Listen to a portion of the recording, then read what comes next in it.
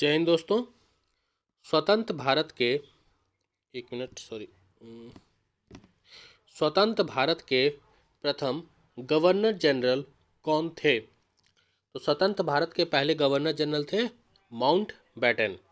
भारत को स्वतंत्रता 15 अगस्त 1947 के बाद जो माउंट बैटन था वह स्वतंत्र भारत के पहले गवर्नर जनरल बने थे।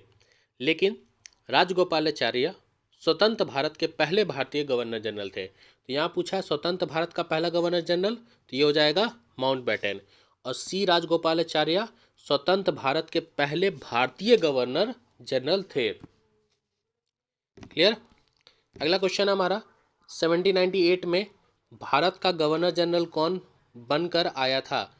1798 में, तो 1798 में भारत का गवर्नर जनरल बनके कौन आया था? वेल्जली।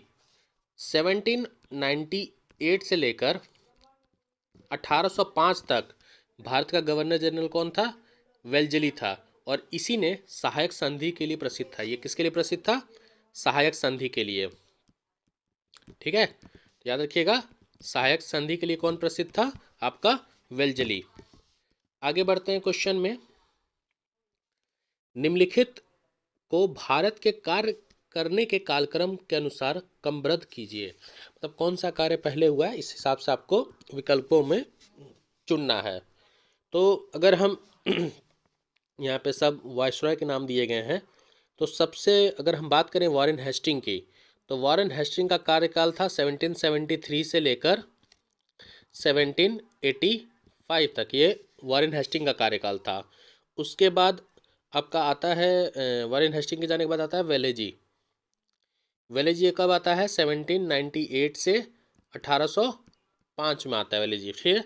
फिर बात करें डलहौजी की, तो डलहौजी आपका आता है 1848 से 1856 तक। और फिर आता है कैनिन। कैनिन कब आता है? 1856 से 1862। तो सबसे पहले वॉरेन हेस्टिंग आएगा, फिर वेल्जली आएगा, फिर डलहौजी और फिर कैनिन।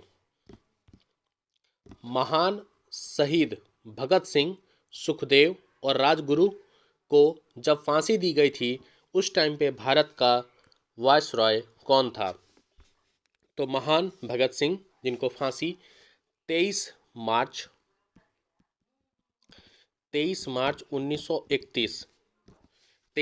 1931 को महान भगत सिंह, सुखदेव और राजगुरु को फांसी दी गई थी। और इस टाइम पे वायसरॉय कौन था? इरविन था। कौन था? इरविन था। याद रखिएगा, इरविन उस टाइम पे वायसरॉय था।